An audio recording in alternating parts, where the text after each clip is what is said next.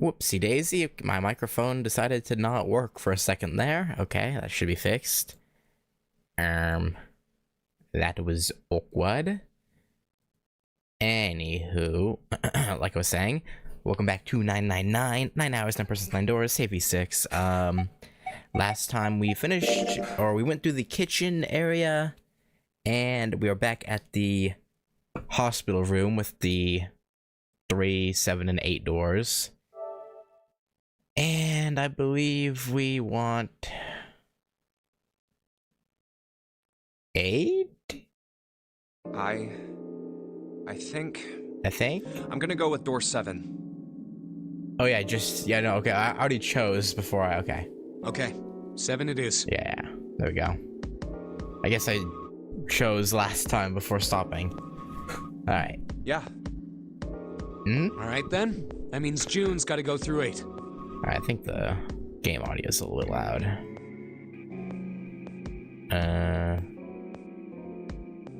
Hey, Gogeta. What? Why? Oh, you know, it's just how the numbers work out. What?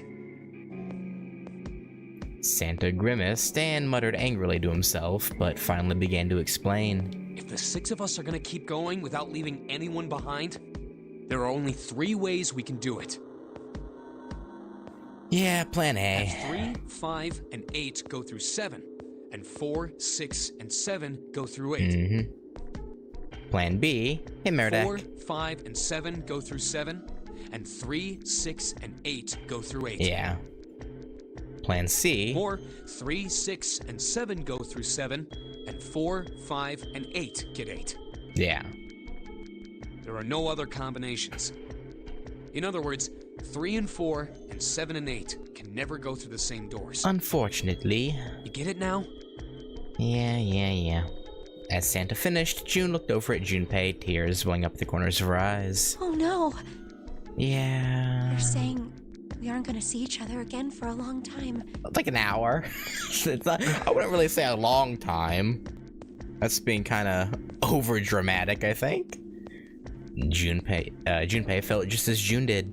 He wanted to be at her side through whatever trials they were preparing to face. But he knew if they were to survive, he had to swallow his feelings. In order for the 6 of them to move forward, he and June had to be separated. He looked at June. He was scared to lose her, but he swallowed, steeled his resolve, and did his best to smile. Hey, come on. You're making it sound like we're never gonna see each other again. Yeah, that'd be ridiculous. We gotta split up, but only for a while. This is just like when we went into the 4 and 5 doors, remember? We got split up then too, but we all met back up. I'll bet 7 and 8 are just like that. Yeah. You mean they're connected somewhere? Yeah, right back here, but you don't know that yet. Yeah, probably. It's, Probably. yeah, it's not very, very helpful, Junpei, but oh yeah, probably. She didn't sound very hopeful. It was 7 that interjected. I'm sure they're gonna connect somewhere. Yeah. Why? What makes you think so? That. If they don't, then neither team can get through door 9. Yeah, that. In other words, the game would end right here.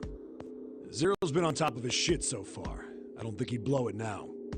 I'm damn sure that son of a bitch wants to have his fun as long as possible. Yeah, he's sick like that. He's not gonna end this game until we get through the 9 door. June said nothing. The tears were gone, but her eyes were still sad as they looked at Junpei. He met them, and with what reassurance he could manage, laid his hand gently on her shoulder. Everything's gonna be fine. We're gonna see each other again. I promise. June bit her lip and gave him an almost imperceptible nod. Yes. Promise? Yeah. Her voice was barely above a whisper. Santa's voice shattered the moment. You guys are done, right? Yeah, we're done. He stretched and continued. Anyway, that's pretty much it. Clover and I will both go into separate groups. I figure I'll take 8 and Clover can take 7. Yeah. Any problems with that, Clover? I don't think so. Clover looked away and was silent for a moment. Whatever. I don't like that, whatever. It's kinda, It was more of a dismissal than an agreement, but Santa didn't seem to care. Alright, we're ready to go then. Let's move. At Santa's command, the group split and headed for their respective doors. Clover, 7, and Junpei walked toward door 7. Santa, Lotus, and June headed for door 8. This is gonna be the, laboratory, right? For a long moment, they stood in front of the door. Or the, 7 took a deep breath. You guys ready? Yeah. Yeah, it's the one where 7 talks about the stuff. Does June's neck thing has holes in it for her hair? I think it's a scarf, but now I'm not sure. I'll have to wait until we see her again, because now I'm like, wait a minute. Okay. Okay, let's go.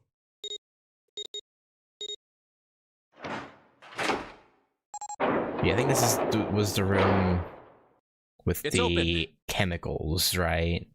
I think. A narrow hallway stretched out before them.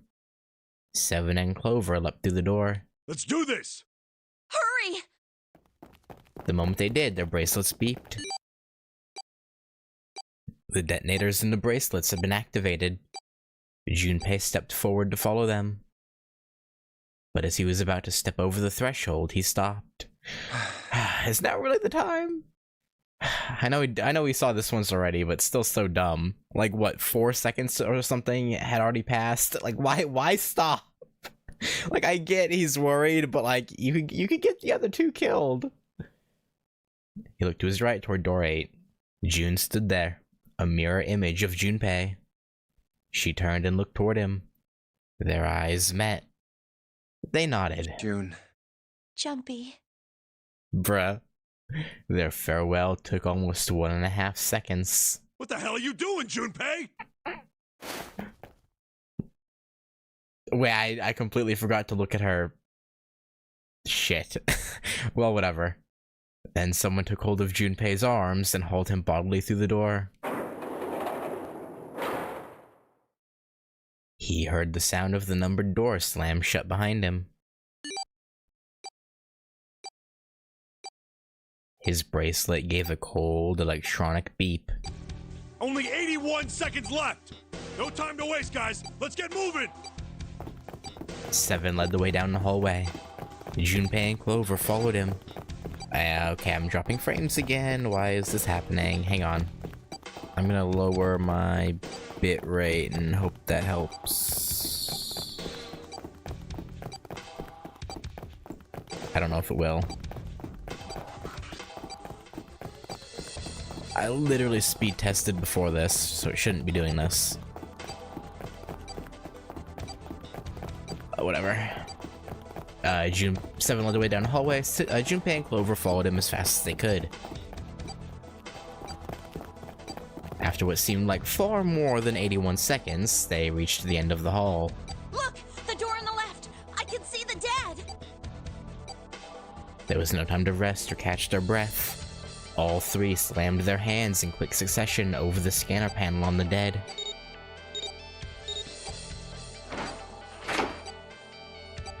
Whew. Yeah, a bit of a close one there, huh? Yeah. Still trying to catch his breath, 7 leaned heavily against the wall. It stopped. Uh-huh. It stopped.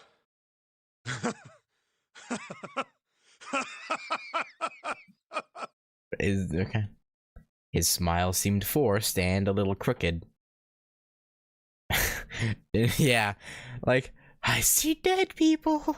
But no. This is the second time we've gone through one of these numbered doors, but whew, yeah. you never really get used to it. Yeah, and I said this last time we were here too, but you really shouldn't get used to it. He stood up straight, no longer out of breath, and wiped some of the sweat from his head and neck. Clover smirked at him. I would have thought a guy your size would have bigger balls than that. What?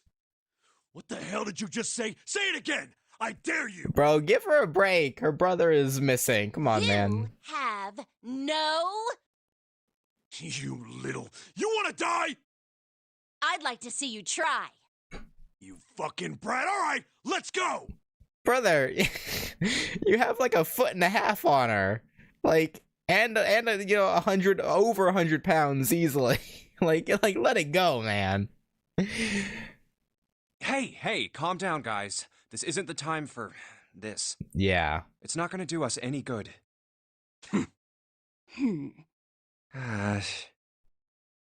Junpei sighed.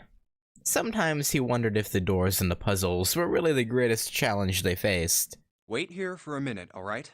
I'm gonna go see if there are any other doors. They didn't respond, but Junpei... Okay, my bitrate's tanking. Why?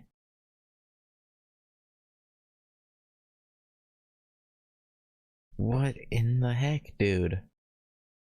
I literally ran a speed test right before starting, and my upload speed was fine. Why?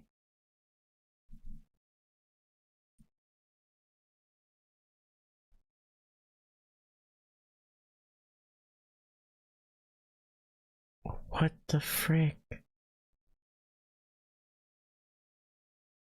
Dude.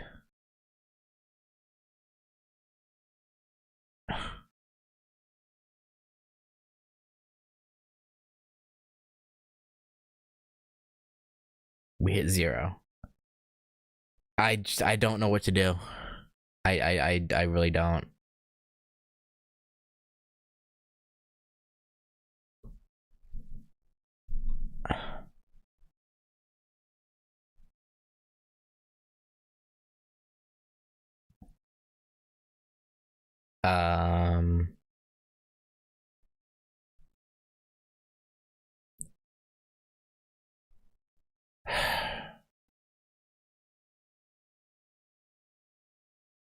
It is just all over the place.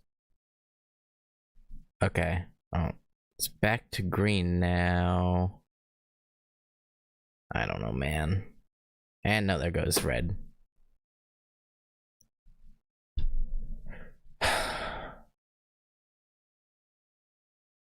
I don't get it.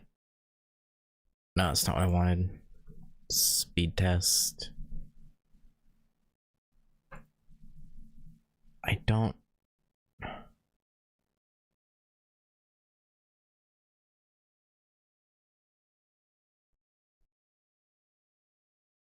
Hang on, I'm just running a speed test really quick. I have no idea why my internet's doing this.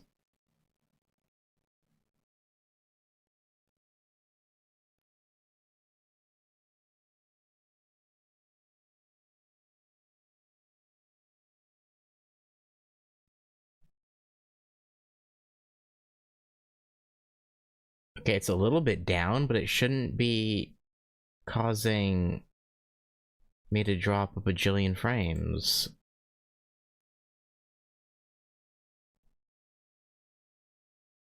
What?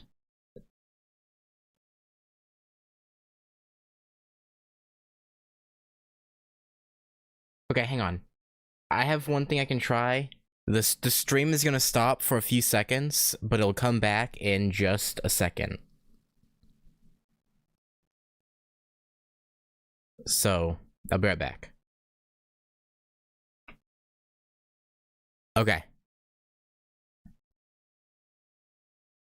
Testing. Are we back?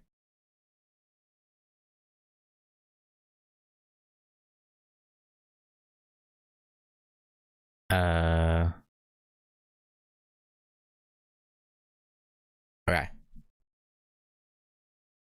I switched it to 30 FPS, so I'm still dropping frames, but it should hopefully be less.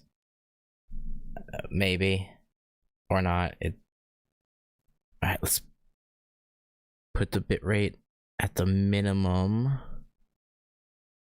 Try that. Eke out whatever I can. Alright, I'm just gonna continue and hope it sorts itself out. I don't know. They didn't respond, but Junpei wasn't in the mood for a conversation anyway. We just came through this door. And of course it's shut tight. There's a short hallway on the left here. And an iron wall. I doubt I can get through it. Yeah, no, you'd have to be, I don't know, Superman to get through that, I would think. At last, he gave up and returned to Seven, who was tapping lightly on the wooden door. This door's the only option we've got, right? It would Yeah, seem that way. Looks like it. Hey, something's written on the door. On that iron plate. It says operating room. That doesn't sound great. If this thing's telling the truth, there could be body parts inside here. Fake body parts, but yeah. Well, Not this wrong. is probably not going to be pleasant. Yeah, probably not.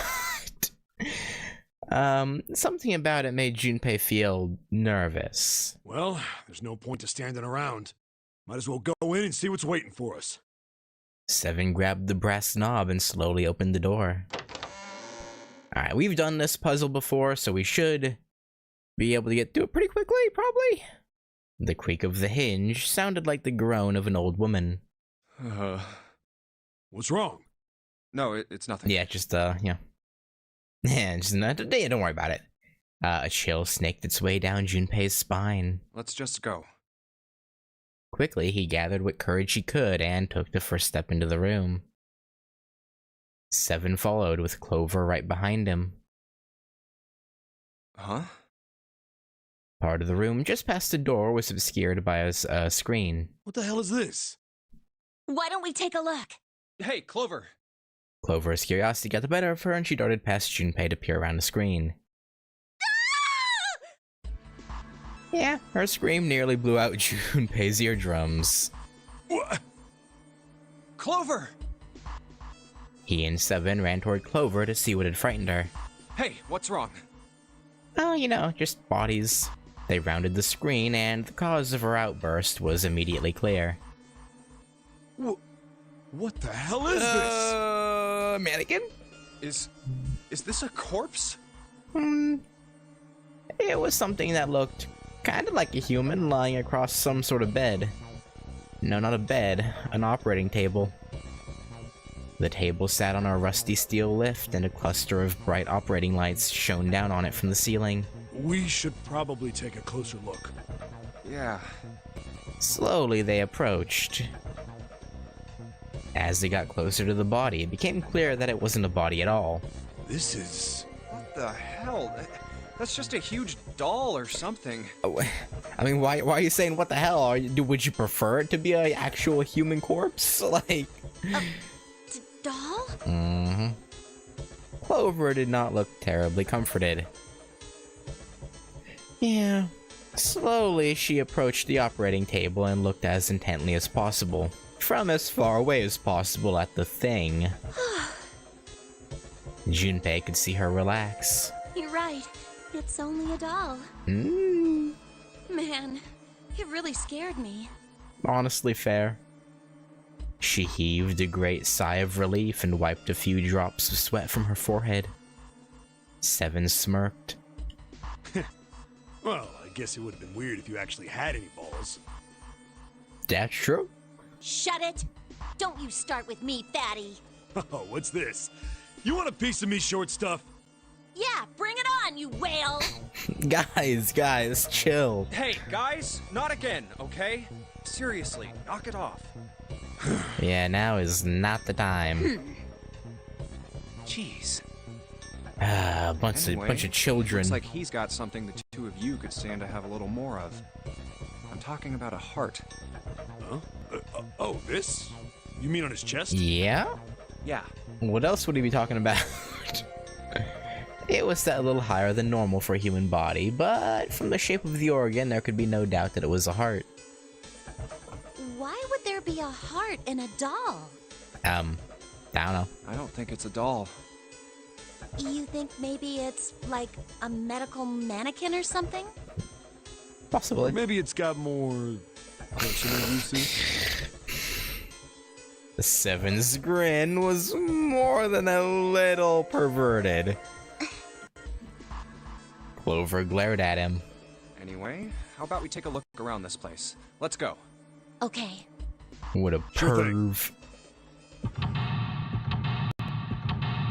Yeah, I vaguely remember how this puzzle goes. I don't remember the order I'm supposed to grab things, but I know the general gist of what we're doing. Alright, dolls. John, I'm not gonna bother reading all this. Just gonna oh, something sort of wellness thing. No handle. Okay. Give me the. Oh wait, no, these stay here. Right, yeah. Lucy, I want the scissors, right? Yeah. Oh, the forceps. I don't know why I inspected them when I. Yeah. Okay. Shoulder and legs, heater, nothing inside it. Okay. Give me the chest. Parts gone. Da-da. Alright, I can't open that. Medication. Yeah, I don't remember where I got everything, so I'm just checking everywhere. Alright, yeah, this is locked.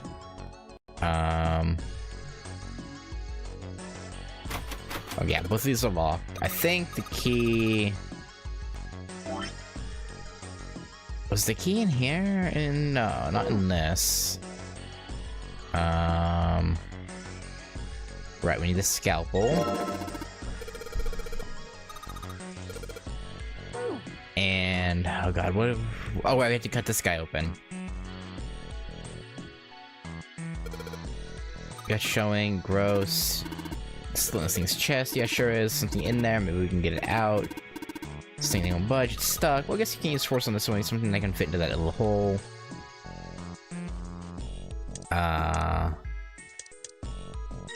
Oh, okay. Wow. I thought it was the scalpel, not the forceps. Whatever. The chest thingy. It's a long, not organ thingy. On the back, it's all rubbery. You're right. Da-da. Something in there? Yeah. Okay. Should cut and stay with the scalpel. Got the organ key. Okay. Alright. Now let's go back here. Oh, wait. Yeah, this room. Okay. I remember. Piece of paper. Yeah, I don't remember exactly what that says. I know it's necessary for the puzzle, though, so... Oh, no, I did not want to back up. I still wanted to be here. Alright, yeah, we need that.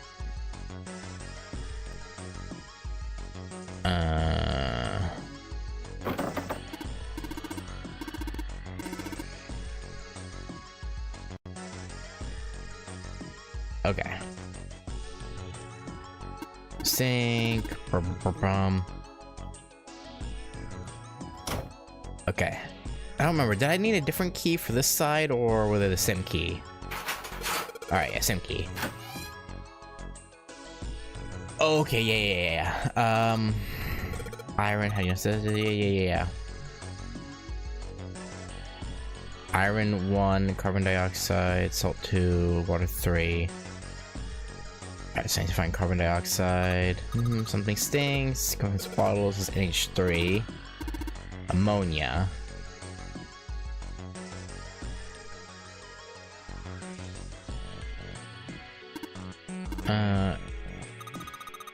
Ammonia is made of 1 nitrogen and 3 hydrogen atoms. Right, we want the total number, right? So 4, I think. CO2.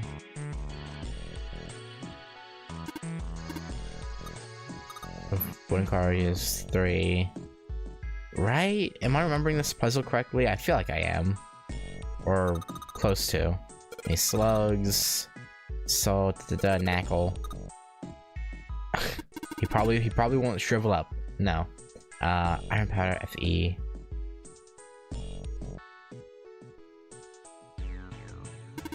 Hey, Junpei, there's hydrogen monoxide. Why don't you say water? H2O. That's a weird thing to say, 7.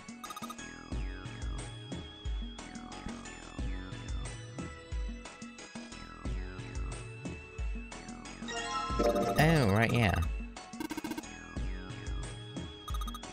Bright blue. Okay.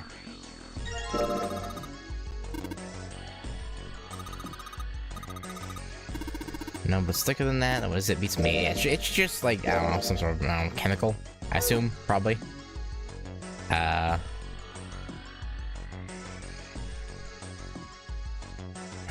Where was the ethanol? Oh yeah, it was down here. Oh, good stuff. Let's go for a drink. Yeah. Talking about the bottle, it says, yeah.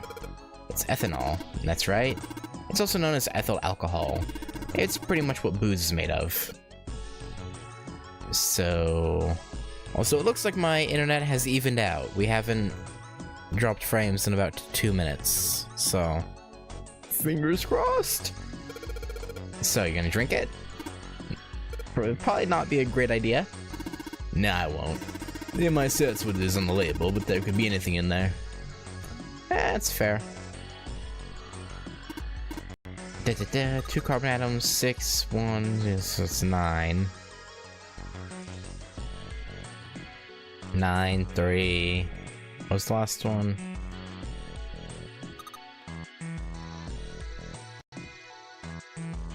Nine, 3, 4. I think. Or...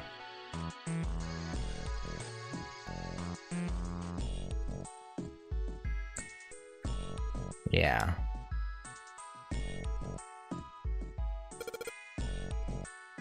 Alright, carbon dioxide, so this be... Wait, what was the second one? Wait, is it 349 or is it 394? Alright, there we go. Fake right arm, thank you. Hello? Oh, right, yeah, Lucy's heart. Super creepy. Yeah, this ain't good for the heart. Yeah, true. Very real and true. Think we should go back? Yeah. Yeah, I think that's probably best. Clover nodded and left. Junpei was about to follow her when he realized that 7 wasn't following suit. Hey, 7, what's up? Oh, well, He looked up at Junpei distractedly and then back down at the brown bottle he held cupped in his large hands. Is that a medicine bottle? Yeah. I got curious about it. Here. In response, 7 tossed the bottle gently to Junpei. He caught it and twisted it around to read the label. Ethylene diamine tartrate? Yeah. Yeah, that's right. CDT. What kind of medicine is that? It's not medicine. I think it's an industrial strength detergent. Why would they have something like that here? Clean, you know, all the blood. Well, probably to clean stuff up. Yeah. Clean what up? Fuck if I know. Still, it looks like it's cleaned my brain up.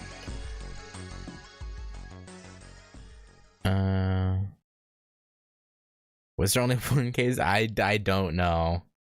I do not keep up with all the smaller, or really any politicians. So, but yeah, I could believe it. I could believe it if there were multiple. You remember something? Yeah. 7 nodded. Well, I remember a story about EDT. Happened about 50 years ago. There was this factory somewhere in America making big old EDT crystals. They were making it to sell as an industrial strength cleaner, like I told you before. But a year after the factory, something. I'm gonna click through this because we've, hydrate, though it's useless as a clean factory. You know, seen this already. After that day, the scene didn't make it, but now. I just kind In fact, ever since get that through day, this even quickly EDT so I research can done years before, they'd never into gotten the- a hydrate. whatever changes there'll be. After it happened at the first factory, it just spread. It It was like, man, how do you say it? Like the molecules were communicating with one another, Yeah. transmitting information in a way this phenomena spread throughout the world, right? Something like that. Junpei looked up at Seven with half a smirk. Seven... Oh, wait, that is a change right there. Because, yeah, Junpei didn't finish the story for him in the first go-around, did he? Junpei looked up at Seven with half a smirk. Seven stared at him dumbfounded. Yeah, that's it exactly. But how did you know? I heard another story, kind of like that one. Or is it because we heard a story like that from June? When? In the freezer? What? The freezer? Oh.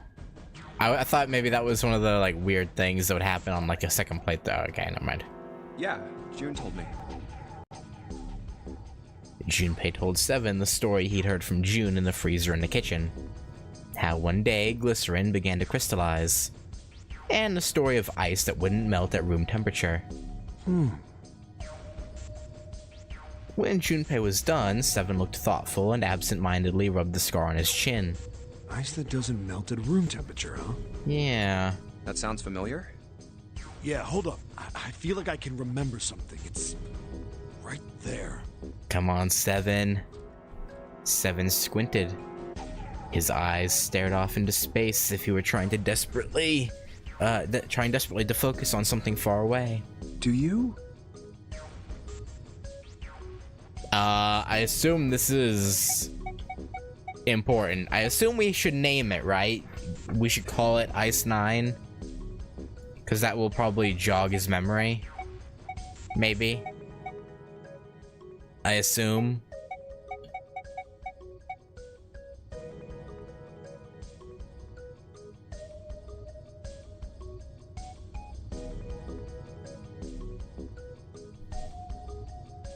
That would make sense, I think.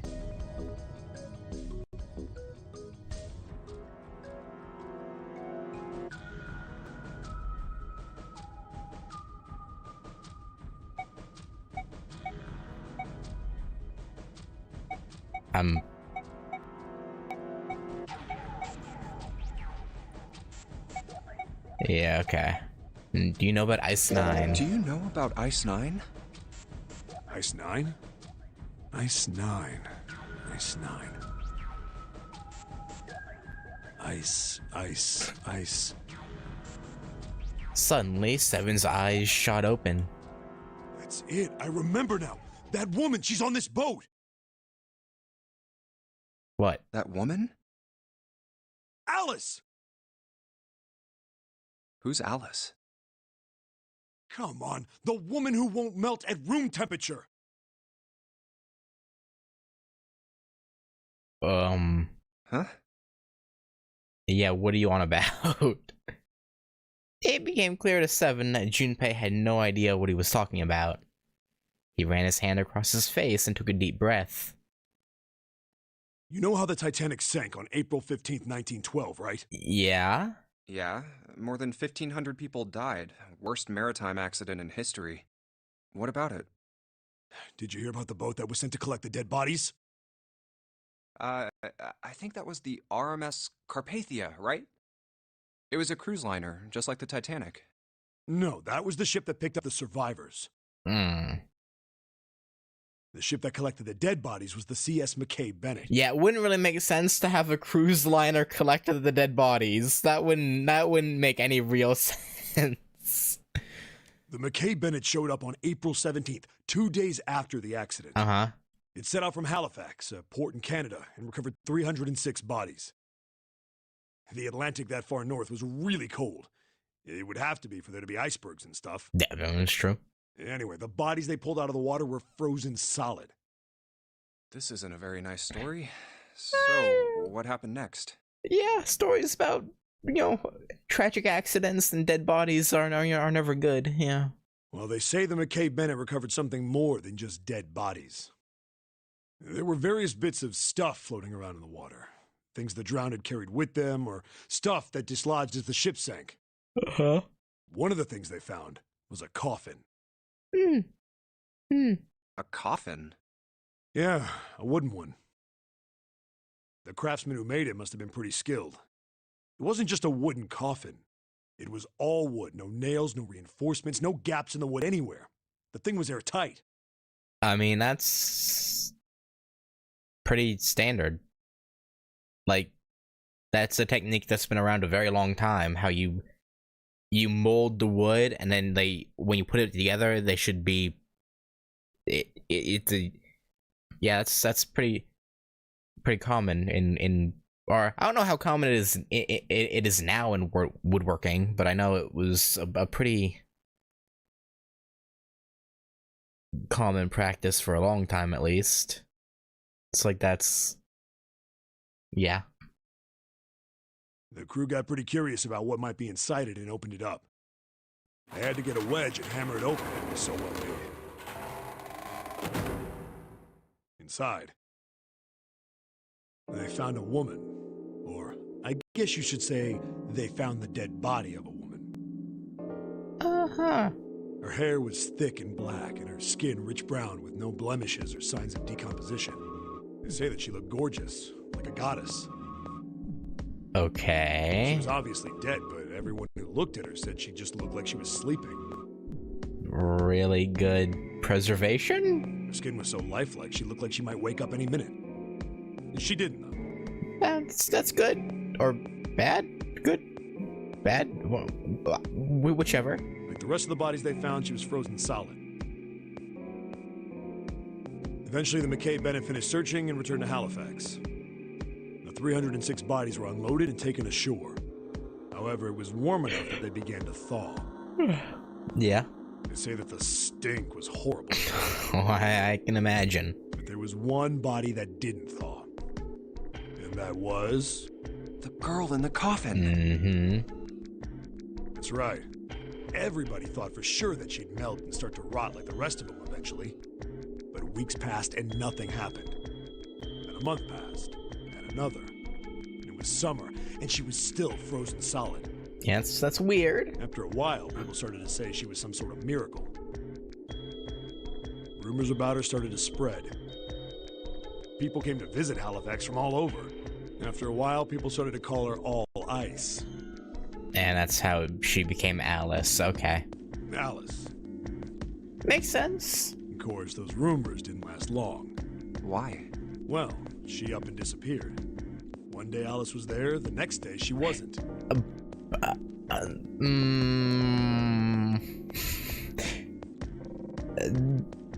And was she stolen, or did she wake up and walk away? Like, what do They we say someone snuck into where they were keeping her and stole the body. Uh-huh. With the body gone, the rumors followed pretty quickly. And after a while, no one remembered her. You might Weird. be able to find something about her if you could find a newspaper from back then, but that's about it. Wait, you just said that she was on this boat. Yeah, I did. Alice has got to be somewhere on this ship. Why do you think that? Now why the hell would you say something like that? Because I know. Okay, that doesn't explain anything. And just what is it you know? What happened to Alice after she was stolen? Oh, okay. Wanna share with the class, or Junpei gulped.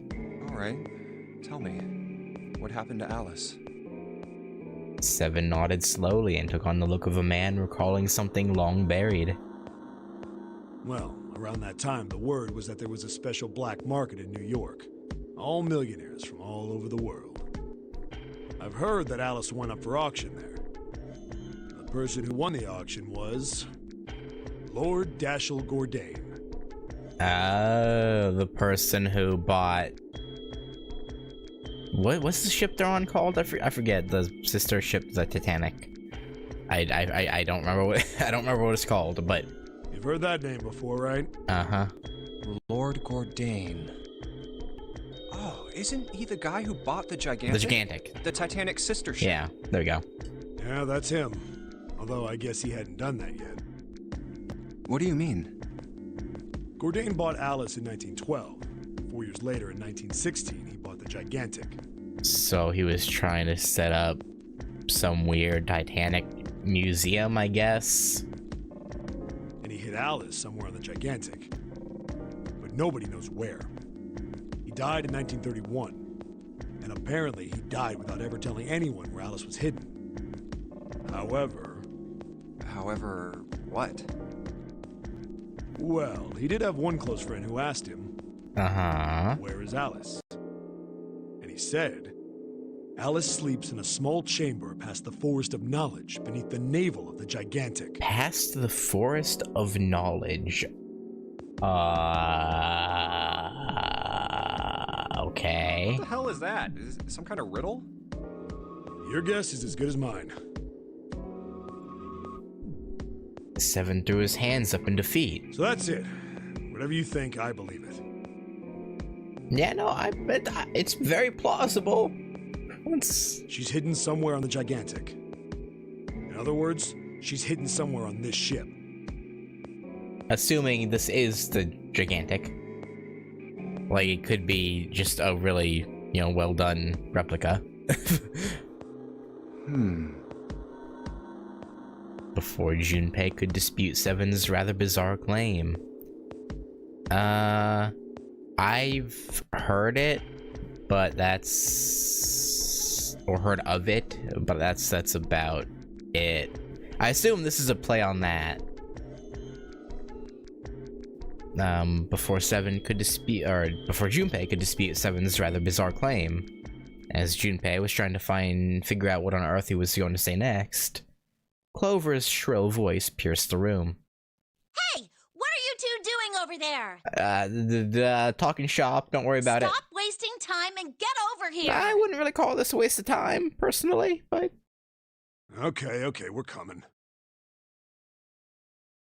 There wasn't a mummy on the Titanic, but afterwards there were stories the misleadingly named Unlucky Mummy, not actually a mummy, just a mummy board, was on the ship. Oh.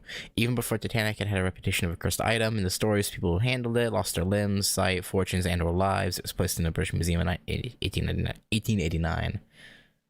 I couldn't factor his accounts. Most articles insist the mummy board did not cause any deaths or misfortunes.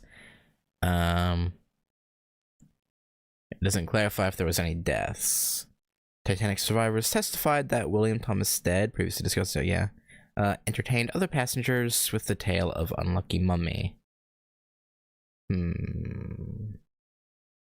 Jeez. Yeah, Clover, calm down. Interesting. Presumably that testimony and the journalism of that time, which loved stories of cursed mummies, inspired the tale. At first, it was just the curse targeted Stead for talking about her. Later, it evolved into the Unlucky Mummy transported a Titanic story. But the mummy board is still in the British Museum. I don't know if on display or on story. Okay. Seven looked at Junpei. Yeah, so anyway, that's the story. It might be useful someday. Don't forget it. Oh, yeah, we'll keep it in mind. With that cryptic remark, he turned and left the room. Alice. Huh. Yeah. Junpei was left behind to ponder what he'd just heard. He tried to remember what June had told him earlier. That mummy wasn't just a normal mummy. I see. They say They're connected, that okay. she was frozen. The story says that from the time of its discovery all the way through to when it got put on the Titanic, even though it was carried through the desert, her body never melted. Then was that Egyptian priestess Alice? I feel like that'd be a pretty safe assumption to make, yeah. Did the water in her body become Ice 9? No, that's nuts. There's no way somebody like that could exist. Surely. Junpei shook his head, trying desperately to clear it, and followed Seven to the operating room where Clover was waiting. Oh, wait, no. Alright, let's put the... Oh, frick. Past it. I wish you didn't have to cycle through all of them. I wish you could just choose which one you wanted. Okay. Oh, we don't have all the body parts yet. Okay, so we have to go over here first. Preparation room. Yeah. Alright. Give me that blue. No. The blue light turned on, and I heard a noise. It sounded like something unlocking.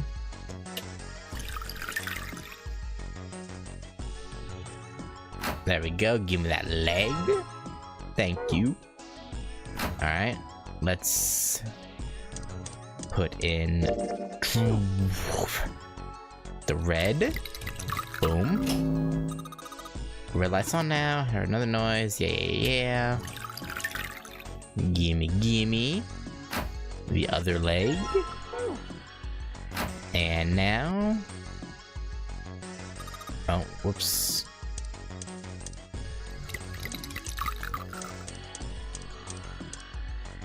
There we go. And turn you on. Find the red and blue light, make a purple one. Good job, Junpei. Yeah. Yeah, I know. I don't know how the hell he separated the two liquids after they were mixed. You know, it still doesn't make any sense, but you know, no, it's whatever. Alright, fake stomach. Alright. Let us leave. Let us leave. Old hard bed. There we go. Collect 6 parts and make a mannequin. Must be for Lucy, right? I don't know about that. Alright. Combine. Okay. Number on here. 51 kg. What's this? It's the weight. Nothing happened. That's odd. Maybe it's the wrong weight? A weight? Yeah, well, you know how there's a scale on the side of the bed? Maybe we need to get the scale to a specific number. How are we gonna do that? I think we're supposed to swap her body parts with John's. Oh. Let's give it a shot. Alright, yeah. I don't fully... Yeah, I think he needs to be... Yeah, I don't remember what exactly. I think, I want to say it's the arm. The heart, maybe?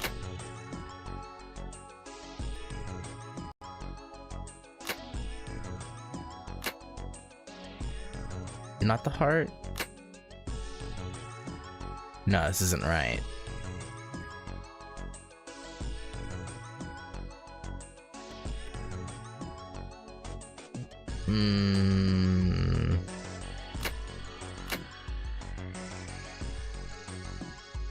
Swap everything except...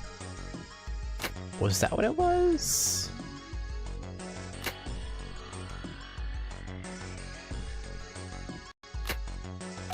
Huh. It was swap everything. For some reason I only remembered swapping... I don't know. Junpei, I just heard something. It came from John's operating table. You better check it out. Yeah, I'm on it, Seven. I'm on it. I went the long way around. Hey, Junpei, look at the scale. Here? Huh? The lid on the scale. Okay, hand opened. Oh, I get it. It must have opened because we matched John's weight to what's on the chart. Yeah. Give me that key. Jupiter. Oh, no, we only have... Okay, we know we just have purple liquid now. He didn't combine them. I don't know why. Okay. Alright, we should be able to get out of here. That should be it. Hey, hold on. What? Junpei stopped, about to put the key into the doorknob. Oh, what's up? Where's Clover? Huh? Junpei turned around. Clover was nowhere to be seen. Oh, god damn it. Where the hell did she go? No, man. Okay, just hold on a minute. I'll go get her. Sure thing. Junpei left Seven at the door and headed back to the operating room. He found her standing next to the operating table. She was staring at the mannequin. Hey, Clover, what's wrong? Come on, let's get out of here. Oh, she's brooding. She didn't respond. If she hadn't been standing up and breathing, Junpei might have thought she was dead. What are you doing? Did you want to come back here and say goodbye to John?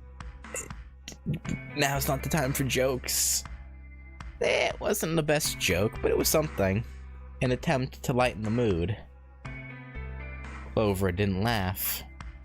She stood stock still and said nothing. Hey, Clover, can you hear me? Oh, she hears you. Perhaps it was something he'd said, or perhaps it was something else. Suddenly her mouth opened and she whispered in a dry, dead voice. My brother might be dead. No. But I understand why you would think that, yeah. Huh?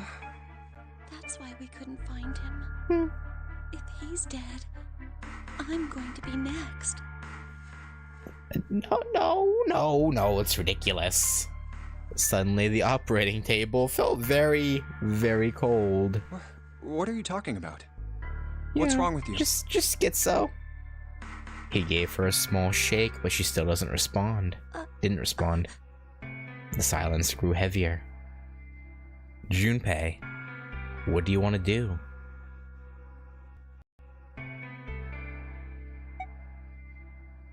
Gave her the 4-leaf clover?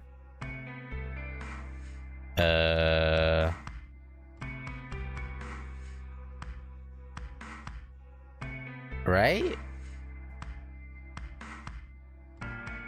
Oh, yeah.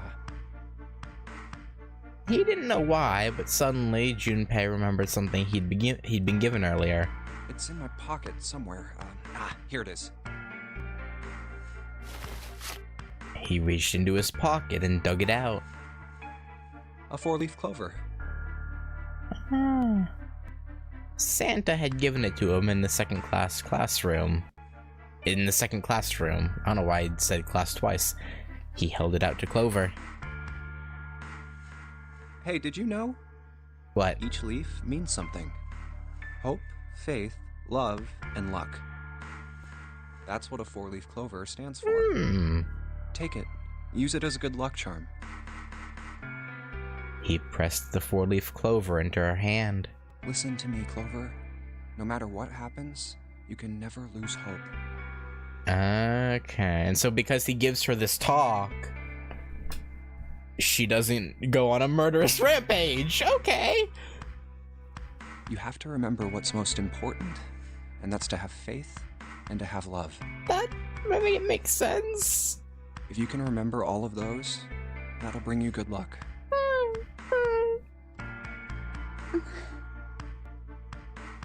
Snake, I mean, your brother, he's not dead. He's alive, somewhere. I'm sure of it. You've just gotta believe in that. There you go, Junpei. Clover stared at the 4-leaf clover in her hand. He could see the tears start to form at the corners of her eyes. Thank you. You're welcome. Her voice was tiny and broken, and as she spoke, she started to cry. She tried to hide her tears by looking at the floor, but it did little good. She wiped away tears with the baggy arms of her jacket, but more quickly took their place. No matter how she tried, she couldn't stop crying. Her tears made small wet circles on the floor. Thank you. You're welcome. She said it again. Then she looked up at Junpei and seemed to choke down the last of her grief. She did her best to smile. Junpei wiped an errant tear from her cheek with his thumb and gave her the best smile he could manage. Bro's getting kinda... kind of flirtatious with Clover, huh? Oh, come on. Seven's waiting for us at the exit. Uh-huh. But still, she didn't move. Wait, before we go, there's one thing I want to ask you. Uh-huh, go ahead. What's that? What do you think when you hear the word experiment? For a moment, his mind froze. Then he came back to his senses and realized the word meant nothing to him, aside from the dictionary definition. What? Oh. I guess it was just a coincidence then. Okay. I mean, that you knew about the four-leaf clover.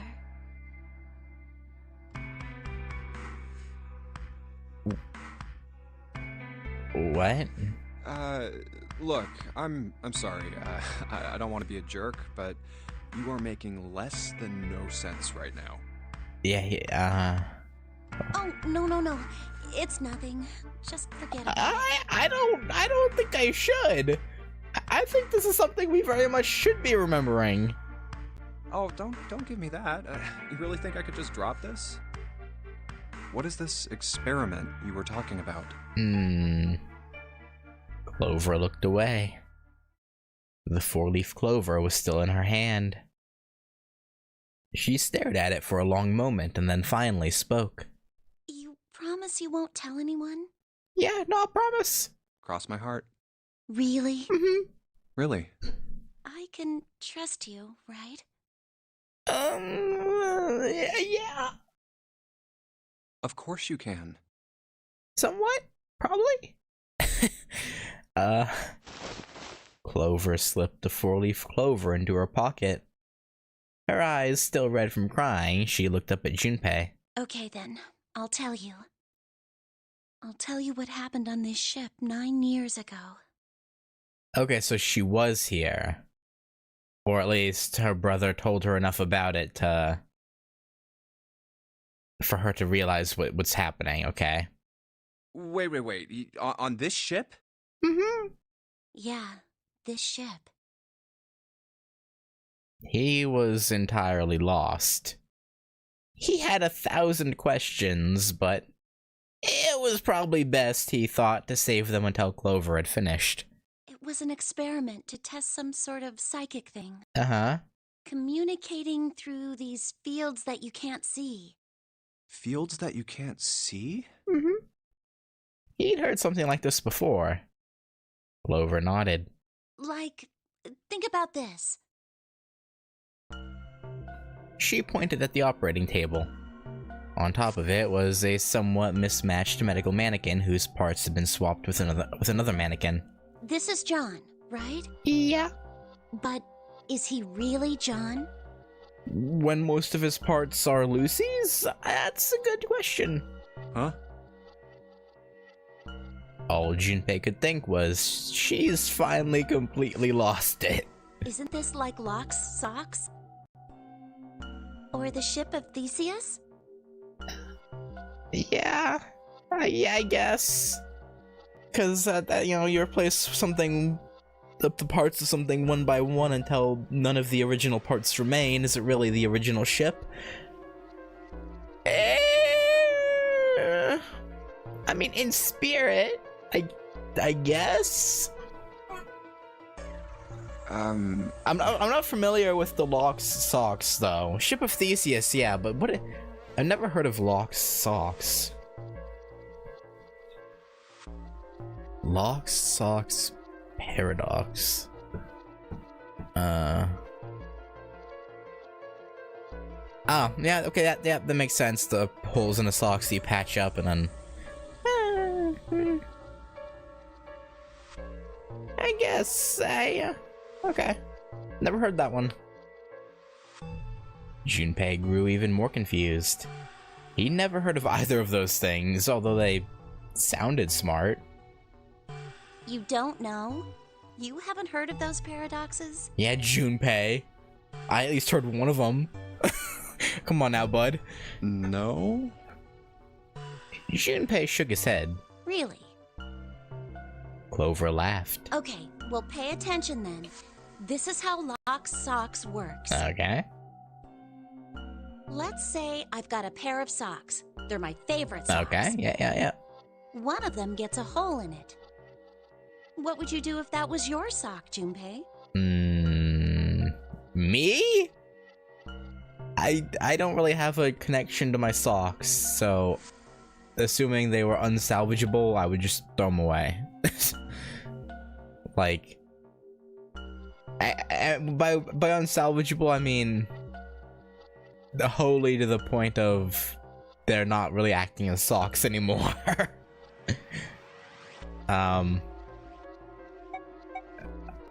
This answer shouldn't matter, right?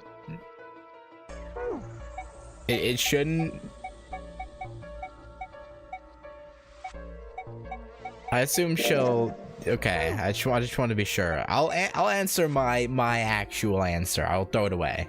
Well, I'd pitch it, I guess. But it's your favorite pair of socks. Come on, who loves their socks that much? It doesn't matter.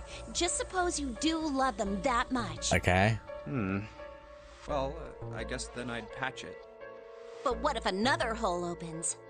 I'd add another patch, I suppose. What if another hole opened after that? Okay. In this hypothetical scenario of if I loved my socks that much, at the third hole, I would still then pitch it. Like, come on now. Patch, I guess. Like, come on, third time, like, it's too much at that point. Well, let's say you just keep adding new patches. Okay. Until eventually, the original cloth of the sock is totally gone. Once you get to that point, can you really say they're the same socks you started with? Well, that's tough. I mean, at least the first few patches would have been a part of that sock for a while, right? So, yeah, I don't know, like I said before, I'd say in spirit, it would be, maybe, sort of. Junpei crossed his arms. So, that's the Lock Socks thing? Mm-hmm. Yeah, the ship of Theseus is a lot like it. The ship of Theseus. If you keep fixing the damaged parts of a ship, eventually it ends up with none of the parts it started with. Yeah. Can you really say that ship is the same one you started with? And what if you took all the old parts from the first ship and built another one somewhere else? Then which ship is the real ship of Theseus? The one you repaired, or the one you built with all the original parts?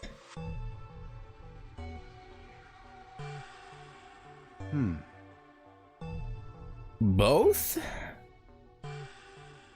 It was an interesting question. Clover could see Junpei was intrigued. Hey, do you think it's the same? What's the same? These guys. Is this John, or is it Lucy now? Well, it's his head, so it's his brain. So I would still say it's John, because assuming, again, putting aside whether, let's say these weren't just mannequins and they were living people and this somehow, worked, even though it probably wouldn't.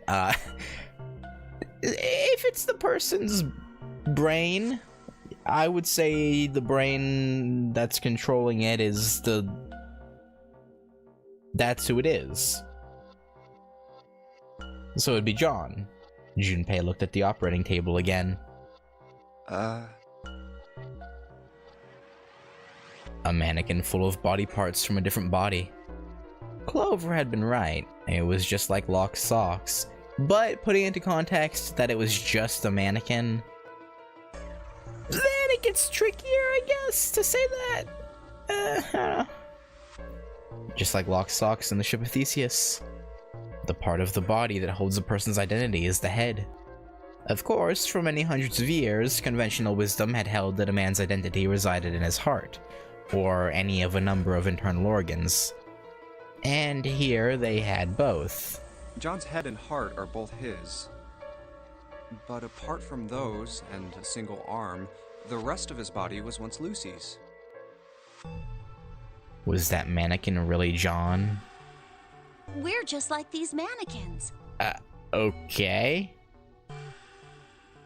She looked at Junpei again. Think about it. The cells in our body change every day. Old ones die and new ones are born. Mm-hmm. Maybe part of my arm is made of stuff from a fish I ate once. Yeah, true. I could do. Yeah, Or it could maybe be. part of your right side is made from a cow you ate. If you take it a little further, those cows and fishes are made from something else too, right? I suppose. That's how we're all connected. Through fields that can't be seen with the naked eye. The silence was broken by Seven. Hey, what the hell is taking you two so long? What?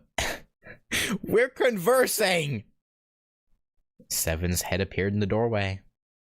He was not happy. How long are you gonna make me wait? We don't have time to screw around. We're not screwing around, bud. Junpei and Clover looked at each other. Clover looked at Junpei as if to say there was more she wanted to tell him.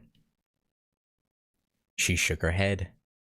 Whatever she had to tell him, she didn't want to tell him in front of Seven. Seven seemed to catch on. Oh? What were you two doing? Some sort of secret meeting? No. No, it wasn't. We were just Just... playing with the mannequins. Great cover. Yeah, Huh? Great. Let's go, Junpei. Yeah, let's go.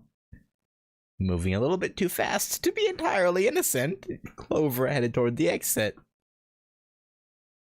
Seven stared after her, then turned to Junpei with an amused expression. Playing with mannequins, huh? I mean, do you really believe that? Didn't know you were into that kind of thing, Junpei. Nah, he's just taking the piss. Oh, come on. You're a dick. Junpei dashed past him and traced Clover's path out the door.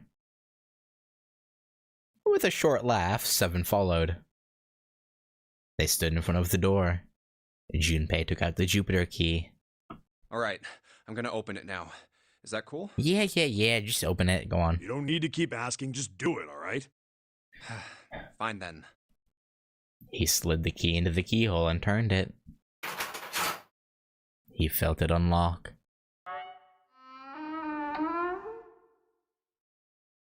The door opened with a soft, melancholy creak. Beyond it lay a simple white hallway. There was no fanfare or confetti. Obviously, there was no one there to applaud them. They simply walked through the door, and that was it. Alright, let's get going. Hey man, what's up with you? Nothing. You're so serious, you know?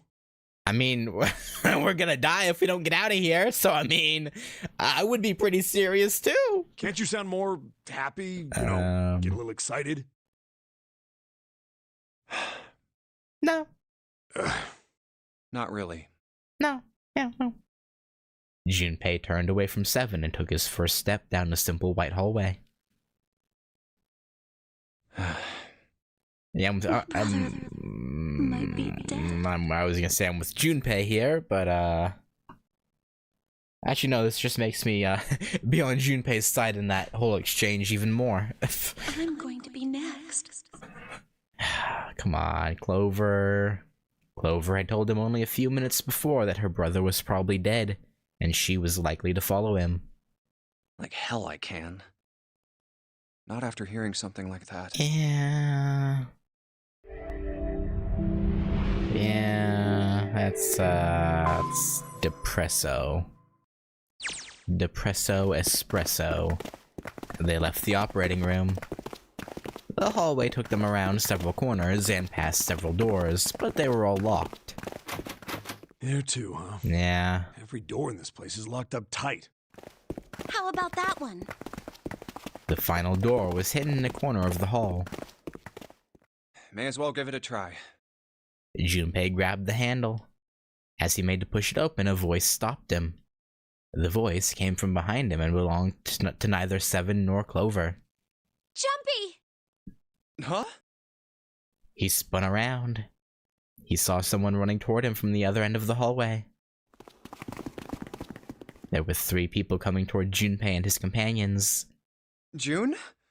Alright, let me look at this.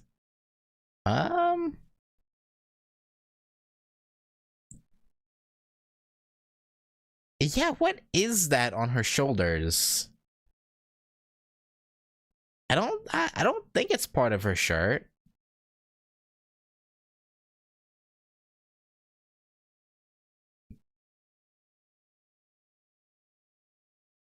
Yeah, it has to be a scarf.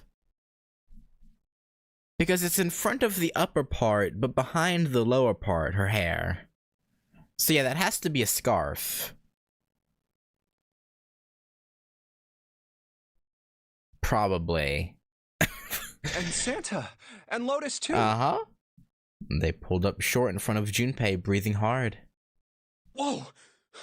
What the hell is this? What are you doing here? We got put out here. What? But we didn't... Before he could finish, Clover spoke. Hey guys! Could you come take a look at this? Oh, and in this, she finds the map. She was standing near the end of a small hallway that branched off to the right. The rest of them ran over to her, curious as to what she'd found. Look on the wall here. There was something on the wall at the end of the hallway. A map of the ship's interior? It says C deck. So it's the map for this floor then? Yep. Door 7. And... Door 8. Yep. Yep, they both eventually end up at this hallway. In fact... Yeah, isn't that what I said? We aren't going to be split up permanently till we find door 9. Yeah, you did say that. We might get separated for a little while, but we'll see each other again. Otherwise, we won't be able to open door 9. That's how the nonary game works. I see. Junpei looked at the map of the ship's interior again. Wait a sec. Yeah. Hey, could this lead to... Mm-hmm. As he looked more closely, his surprise and excitement gave way to weariness. Oh. You've got to be kidding me. One by one, the others saw what he'd seen. We may as well go. Yeah, no point in standing around here. Yeah. They moved as one for the door. Oh, almost forgot. We should keep this. He pulled the map of the ship's interior off the wall, put it in his pocket, and followed the others. The 6 of them stood in front of the door, arrayed in a semicircle. When did Santa, June, and Lotus also Silver make causing a fire? With the way they were running, maybe? That's a good question.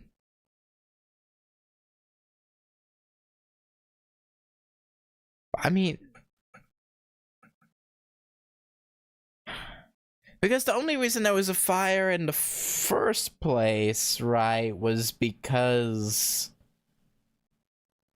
Actually, why did a fire start? I don't remember. I remember the fire and us having to hurry to get Clover out. No, was it Clover? Yeah, right? How?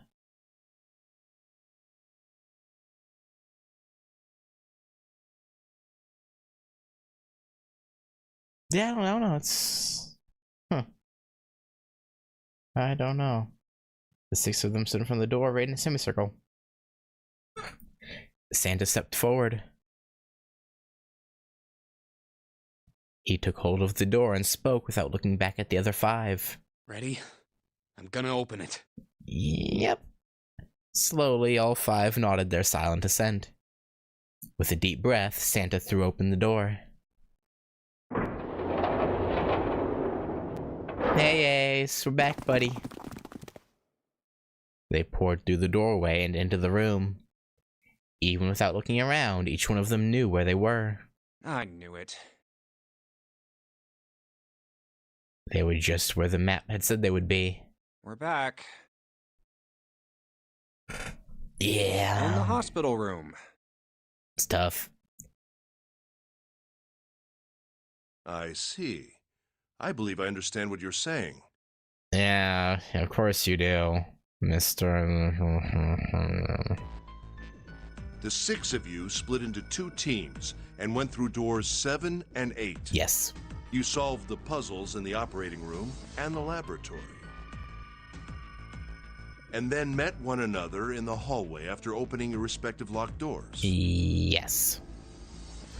He looked like anyone might after only just waking up, but it seemed that his brain was working as well as ever. He had managed to grasp, summarize, and understand each team's report. At any rate, I feel a bit silly for my little show of altruism. Yeah, altruism. Definitely not calculated, For show. I know I said I was sure you'd come back for me. I didn't think it would happen so soon, though. Ace shook his head with a rueful smile. Well, we saw each other again and we ain't dead, so I say that's good enough. 7 smiled. Anyway, I say we get out of this creepy old place. We found the key we need. The key? Ain't that what I just said? I'm talking about the Jupiter key. We found it in the operating room. Yeah, well, they also found a key. Right, Junpei? Yeah. Junpei nodded. Oh, the solar system keys. Actually, we found one in the laboratory, too. Here, the Earth key. Lotus dug out a still warm key with an Earth symbol on it. Yeah, I feel like it's saying still warm implies that, yeah, they did set the room on fire. I might lose it. It's probably better if you hold on to it. That way it won't be my fault if it gets lost. At least that's... I assume it's not referring to it being warm after being stuck in wherever she kept it. I mean, I guess it could. It could be referring to that, but I like to think it's the fire part. Yeah, on it. And with that, she pressed it into Junpei's hand. He felt slightly less than honored. Now we have 3 keys that we haven't used yet. Yeah. The Jupiter key that we found in the operating room. The Saturn key card we found in the kitchen. And the Earth key Lotus just gave me. Junpei tucked the new keys into his pocket. Yeah, I don't think she does. So that's why I was wondering about that. Like, did she have it, like, in her... Yeah, June spoke up. The Jupiter key is supposed to be for the door at the end of that long, straight hallway, right? Yep. Yeah. If the map's right, then it connects to the central staircase. Then, next to the stairs... Wait! What? What? They were the first words anyone had heard out of Clover in quite some time. Her face suggested they weren't going to be very happy words. What about door 3? Look, you saw the map, right? It's the same as 7 and 8. It just lead us back to the big hospital room. There's no point to seeing what's on the other side of that door. There is a point. At least there is for me. There were tears in her eyes, but she glared at 7 as hard as she could just the same. She looked very much like a frightened puppy. There wasn't a man alive who could have resisted those eyes. 7 looked everywhere in the room except at Clover, and muttered and coughed apologies under his breath. Yeah, you're right, I'm sorry. Snake might be on the other side of door 3. Clover nodded once. The next person to speak was Ace. Very well, I'll be coming with you then. I've had a nice long rest. I think it's time I was up and about again. So, Seven, you'll help me, won't you? Huh? Me? Yeah, you. Junpei did the calculation quickly in his head. 4 plus 1 to him, It looked like 7 was doing them too. At last, he gave up. Damn. Well, I guess that's how it's gotta be. Yeah, I gotta deal with it, bud. So I'm going with you, huh? Mm-hmm. Yes, you are. Alright. Alright, let's get moving. And so it was decided that Clover, Ace, and 7 would discover what lay beyond door 3. Okay, we're heading out. Be careful. Whoa.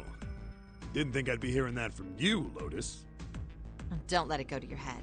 I'd be in trouble if the 3 of you bought it. Yeah, there we go. There's the real motivation. The rest of us can't open the 9 door. The truth comes out. Yeah.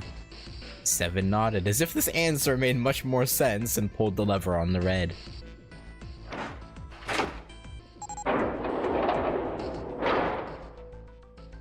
Okay, we're off. The door opened, and Ace, Clover, and 7 jumped through it.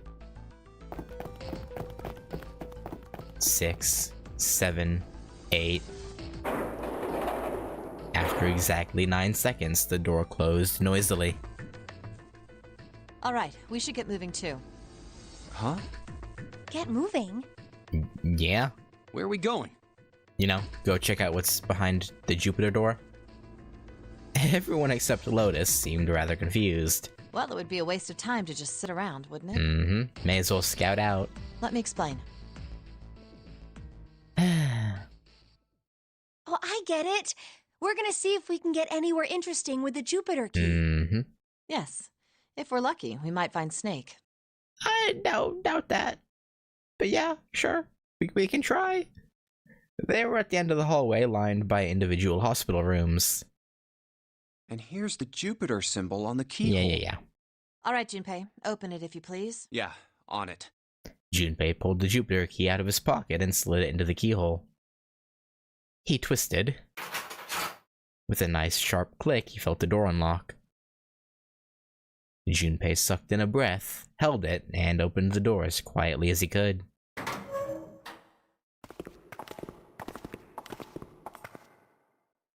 Inside was exactly what he expected to see from the map of the ship's interior.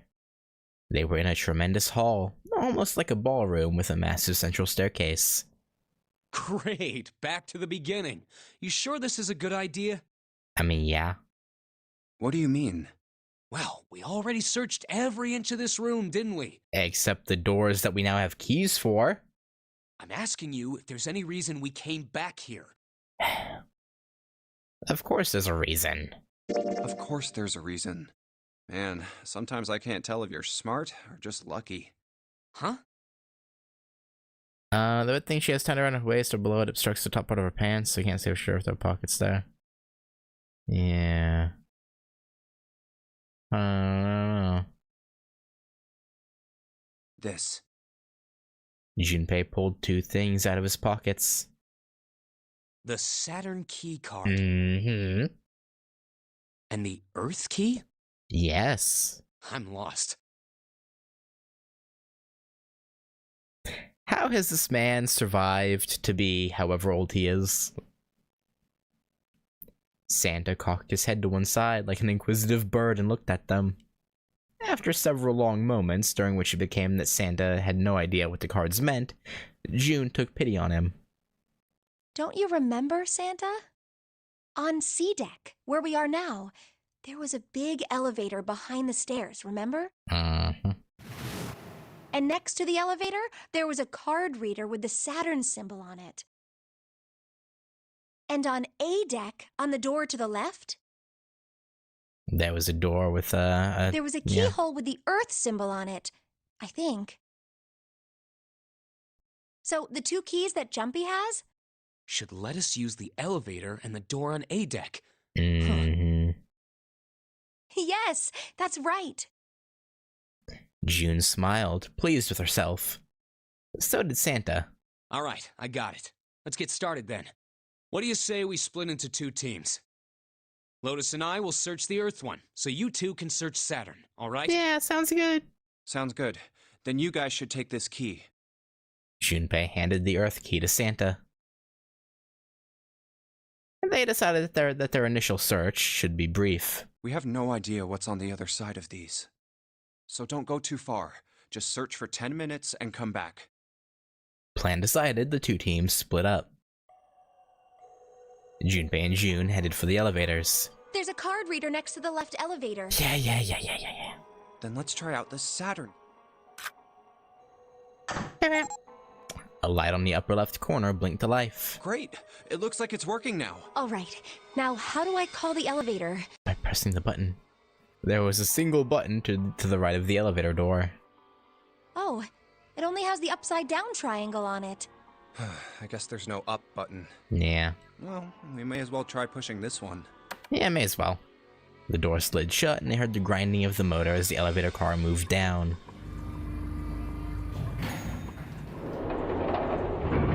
Yeah, so this is one problem with this, is I have to kind of go through stuff I've already seen. Look, Jumpy! on the replays to get the true ending. June's voice was excited, but Junpei could hear a tinge of anxiety. Sweet! It opened! Let's get going. He grinned at June and stepped toward the open door. As he was about to step foot in it, he felt a hand on his arm. Wait! What? I'm not really, Huh? I just, oh gosh. Junpei was at something of a loss. What could she possibly be so frightened of? June was probably afraid of being locked up alone with a boy. No, they could only go down. She was afraid because the only elevator button pointed down. That meant, of course, that the elevator couldn't go any higher than the floor they were on. As he thought about it, Junpei realized he hadn't seen elevators on the A or B deck near the central staircase. All of which meant that the elevator could only convey them to the lower decks. Which is... Come to think of it, the lower floor, D deck, is completely underwater. An elevator heading to a submerged floor. That is pretty scary. Yeah. Hey, wait a minute. Uh-huh. This elevator came up from somewhere under us, right? Yes.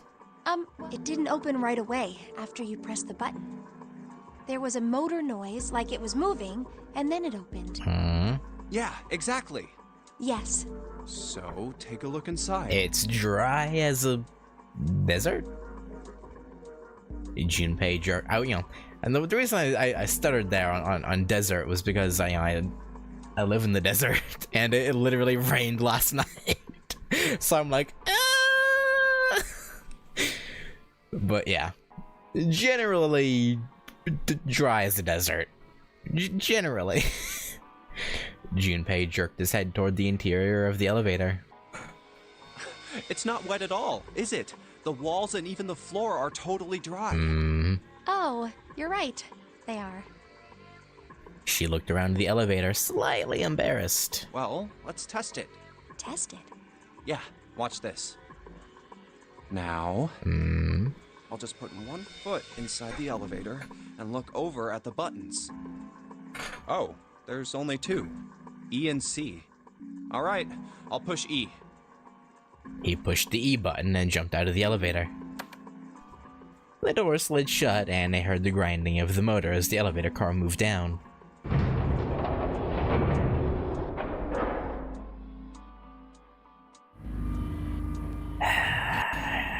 Okay, Yeah. that's done. Now I'll just press the button again. And back up. Hey, Mr. Elevator. Not a single drop of water to be seen. See? Junpei couldn't resist puffing out his chest just a little bit. June, however, still looked confused. What does that mean? That there's no water where the elevator comes out at? How can E deck be safe if the D deck is full of water?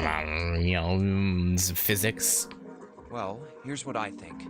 The elevator shaft and E deck must be watertight and separated from wherever the ship's been punctured. Here, let me show you. He pulled out his notebook and pen and sketched out a rough illustration. I see. So is that why the ship hasn't sunk? Probably. The shape of the inside keeps it all from filling with water? Yeah, I think that's what's going on. Junpei continued talking as he closed the notebook and slipped it back into his pocket. So I'm gonna go down and check it out. You stay here, alright? But... Come on, just do it, alright? He gave June's shoulder a reassuring squeeze, then hopped onto the elevator. He pushed the E button and the door began to close. June looked worried, her eyes darting back and forth as if she was trying to make a decision when suddenly... I'm coming with you! There you go.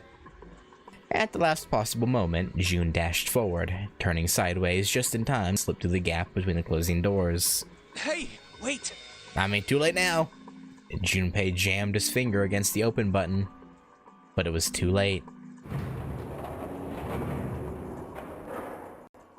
Oh, crap. It closed! Yeah, well, you're stuck with her.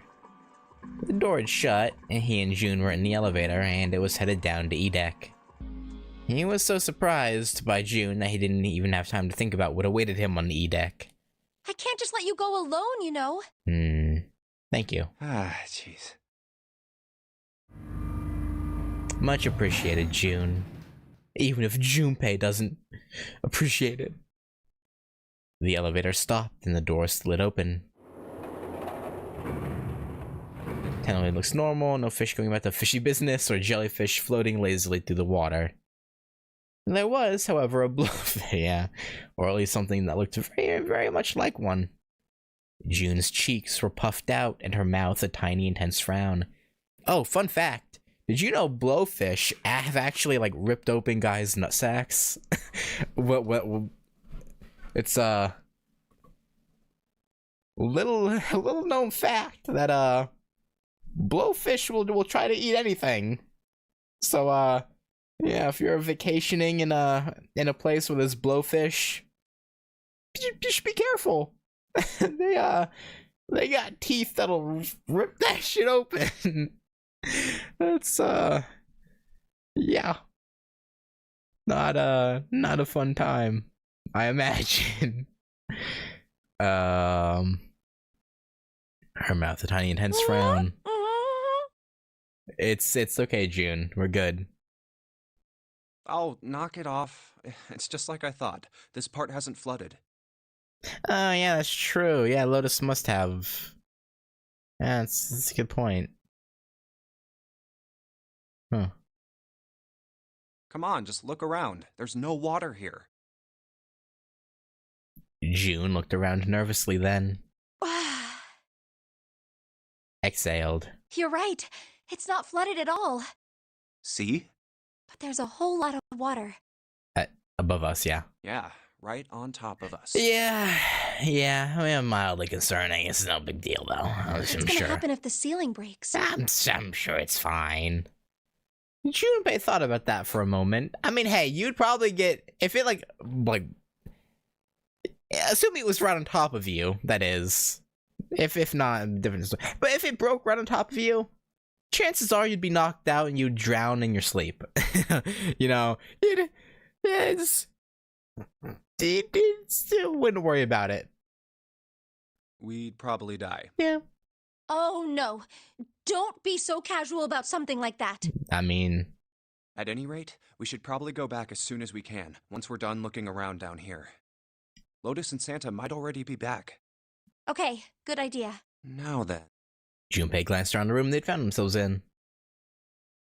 The first thing he noticed was a set of thick iron bars. Right. Then maybe... I don't think there's gonna be anything new here. Well...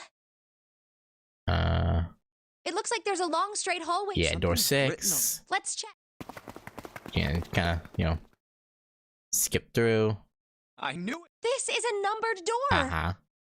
And indeed, there was a red bolted to the wall right next to the door. But we can't do anything with only the two of us. We better head back and let everyone know. Unfortunately, yeah. Yes. Junpei and June turned and headed back to C-Deck. Wait, what's this? On their way back, Junpei noticed a map on the wall. Is this the map for E-Deck? Yeah. I should take it with me.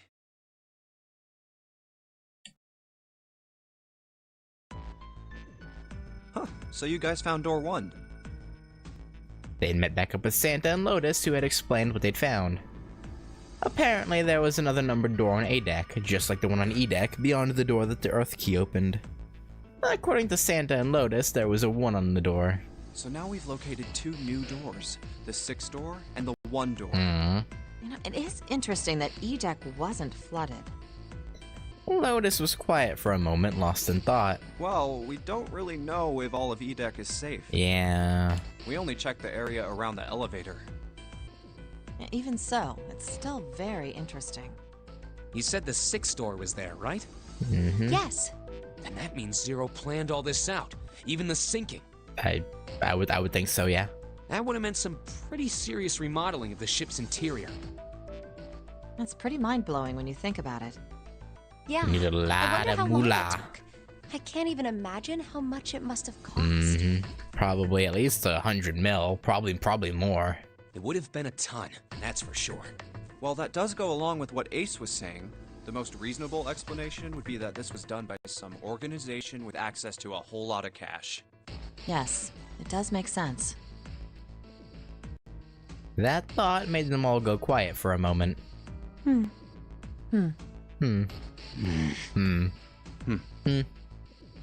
June bit her lip while Lotus sighed softly to herself, and Santa cracked a stiff neck and stared off into the distance at nothing. Yeah? I don't think it's a very good idea to stay here. Yeah, probably not. Probably not. June looked up at Junpei with large, pleading eyes. Yeah, you're right. Ace and his team might be back already. Well, Junpei and I should be able to open door 1. Huh? You guys leaving me behind? No. I mean, yeah. I know she's just fucking with him because again, we've been through this before, but still, it's kind of fucked up to make him think that you are gonna leave him. Just kidding. Yeah. All right, let's go. Lotus's words were all the impetus they needed. Back to the large hospital room they went.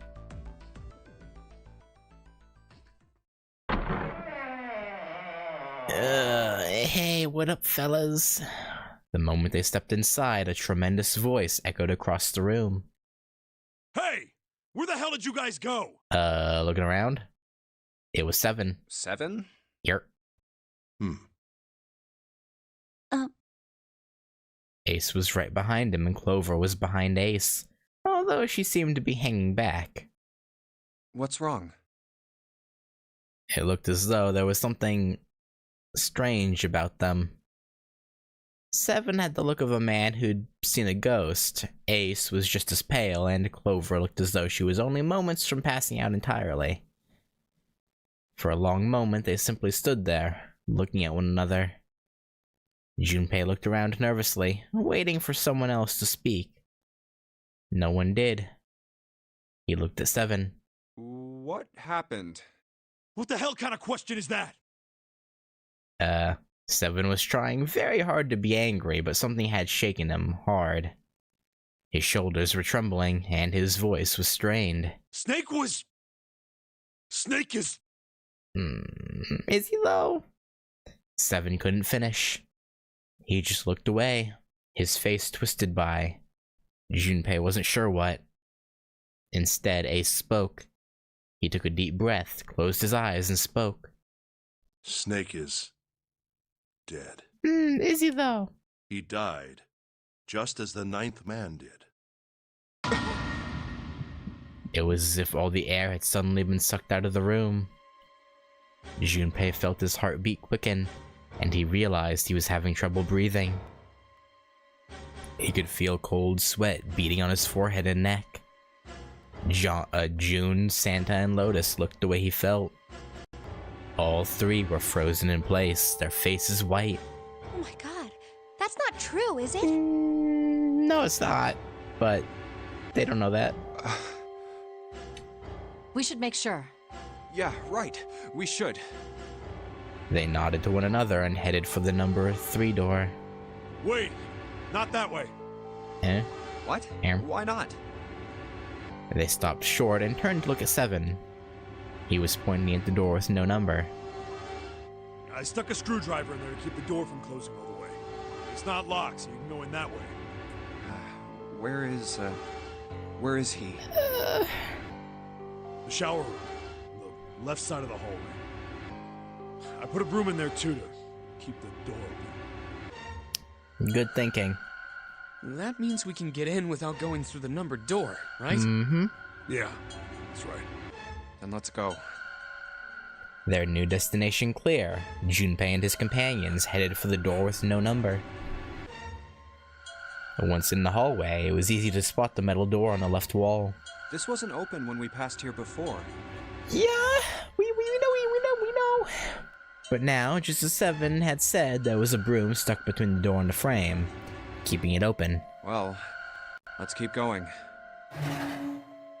Is there gonna be new dialogue here, I wonder? No, because we don't... Yeah, this route...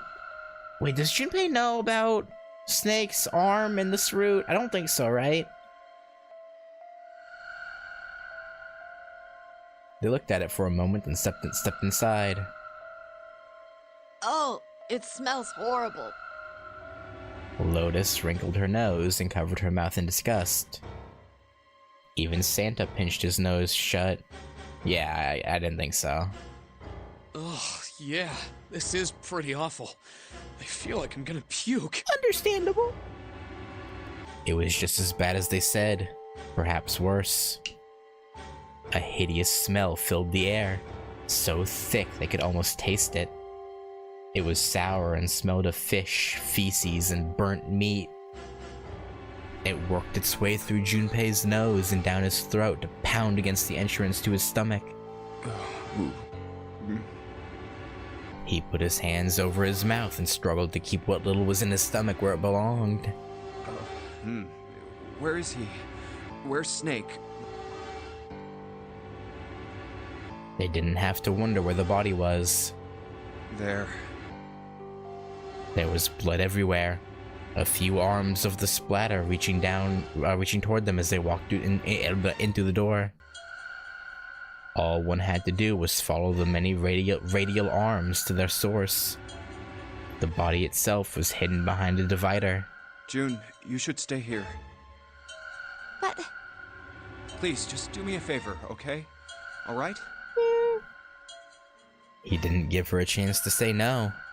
He put his hand on her shoulder as if to shove her into the ground like a tent pole, turned and walked toward the end of the divider. I'm going in. It felt like it took an eternity for him to get there. Santa and Lotus followed, timid and nervous as a pair of children.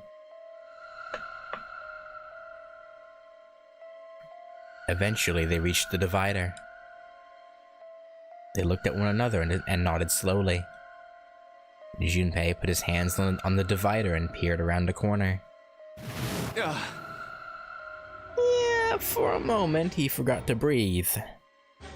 He felt his heart collapse in his chest like an empty cigarette carton, and time froze. He knew in that instant that he would take the image before him to the grave. What was left of the body sat in a sea of blood. Chunks of flesh torn from the body sat in the blood like tiny islands in a gray-red sea. A vast, ragged hole had been torn in the torso, and what remained of his intestines spilled out of it like fresh spaghetti. Smaller chunks of meat had splattered against the wall, and become stuck there as they dried. Globules of yellowish fat had left trails like tiny slugs, as the gravity pulled them down the wall, even as they dried to it. Just like Ace said. Yeah... Santa's voice was strained. Junpei suspected he was holding down some vomit of his own. Just like the Ninth Man. The detonator in his bracelet set off the bomb in his gut. It looked as though the explosion had been quite powerful. Oh god. The bone is coming out of his left arm. It's definitely an open fracture. His legs were both bent in an odd, unnatural way, and his left arm had split open, exposing the painfully white bone of his ulna. Yeah. His bracelet lay next to him. It seemed to have hit the wall hard enough to have shattered the display, which lay on the ground in pieces. Oh, the face. It's horrible. Yeah, you can't even tell who it is. Half of his head had simply collapsed. The blood coating almost made it look like raw pizza dough covered in tomato sauce. His clothes, too, were covered in blood.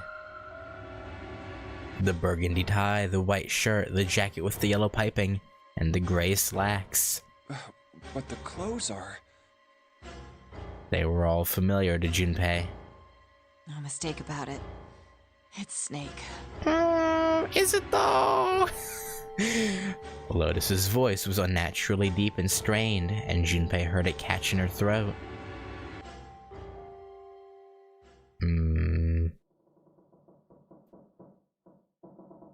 Yeah, I don't know about that. The squeal of tortured metal made Junpei's teeth curl.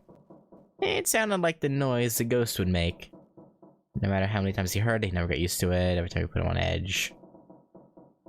It didn't help that there was a girl nearby who looked far more like a ghost than a living human should. Hang on, can I use this? And I'll just skip ahead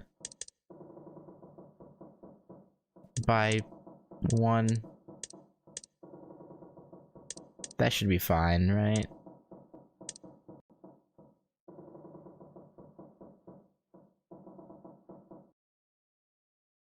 I don't miss any dialogue by doing this, right? All right, 7 pieces. I wouldn't think so.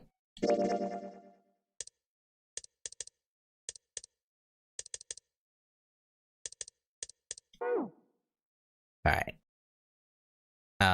Actually, and I think here is where I'm gonna stop. And next time we'll get an ending, I think.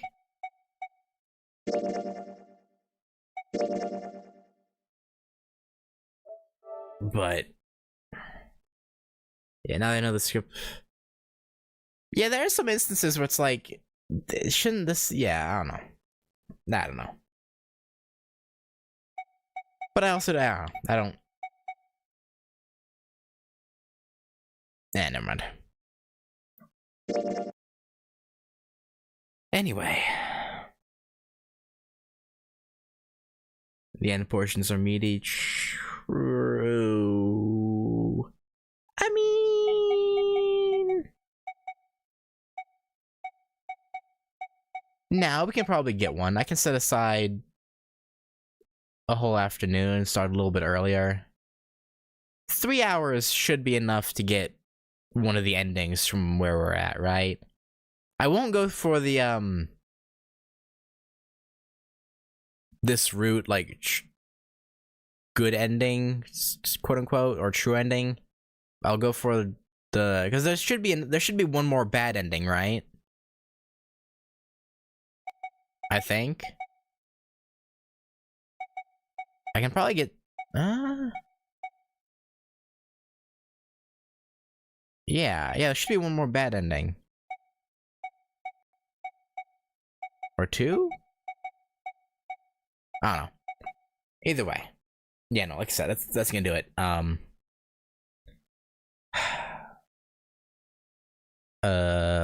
Okay, we'll see. But yeah, sorry for, I don't know. That's the problem with this game that makes me kind of not want to play the other two. Is I have to go through large chunks of stuff I've already seen, and so I have nothing really to like comment on. Like I you know, it makes it hard. Like I'll finish the endings for this one, but I really don't know if I'll play the other two on stream. Just because there's so much repeat. I guess if the other two, right, if I do the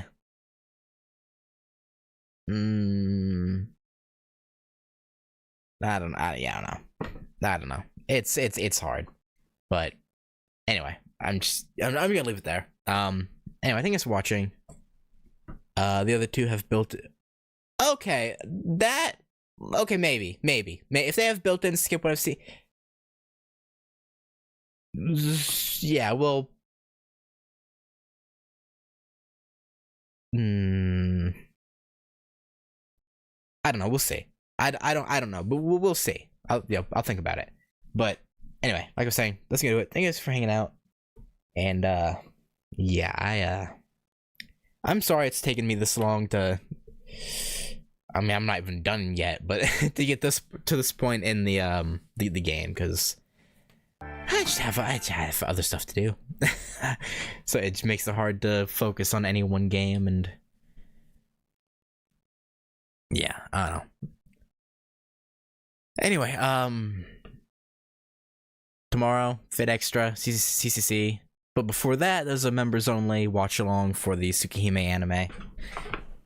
So for members at least, it'll be a back-to-back day. But for today at least, that'll do it. Thanks for watching, and I'll catch you later. Peace.